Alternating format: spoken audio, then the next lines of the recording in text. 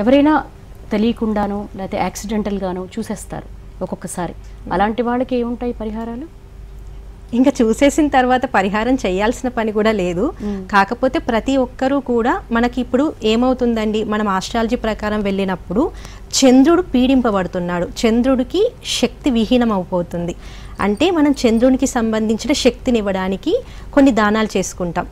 బియ్యం దానం ఇవ్వడం, అలాగే బియ్యము, కంచు పాత్రలో నెయ్యి, సర్ప ప్రతిమ, చంద్ర ప్రతిమ, మినుములు, ఉలువలు, ఇలా అన్నీ మనం దానం ఇచ్చినప్పుడు ఆ గ్రహాలకి శక్తి అనేది వచ్చి మనకి చంద్ర ప్రభావం అంటే మన మనసు మీద దాని ప్రభావం, చెడుగా ఉండే ప్రభావం అనేది తగ్గిపోతుంది. కాబట్టి ఖచ్చితంగా దానాలు చేసుకోవాలి. ఇంకా చూసిన తర్వాత చేయడానికి ఏమి ఉండదు. ఇప్పుడు ఒకేసారి కొన్ని వెంటనే రిజల్ట్ వస్తాయి. ఏదైనా మీకు ఒక పదార్థం ఇది పడట్లేదు, నాకు అది పడదు అనేది తిన్నప్పుడు వెంటనే మీకు వామిటింగ్స్ అవ్వడం లేదా ఏదో ఒకటి అవుతుంది. కొన్ని పదార్థాలు చాలా స్లో పాయిజన్గా అవుతూ ఉంటాయి. ఈ గ్రహణం అనేది కూడా నేను చూసాను ఏమవుతుంది, నేను తిన్నాను ఏమవుతుంది, అప్పుడేమీ కాదు. అది స్లో పాయిజన్ లాగా కొన్ని రోజుల తర్వాత దాని ప్రభావం నీ పైన ఉంటుంది తప్ప అప్పటికప్పుడు మనం చెప్పేది కాదు. ఓకే, వద్దు అని మనం శాస్త్ర ప్రకారం చెప్పినప్పుడు చూడకుండా ఉండడం మంచిది.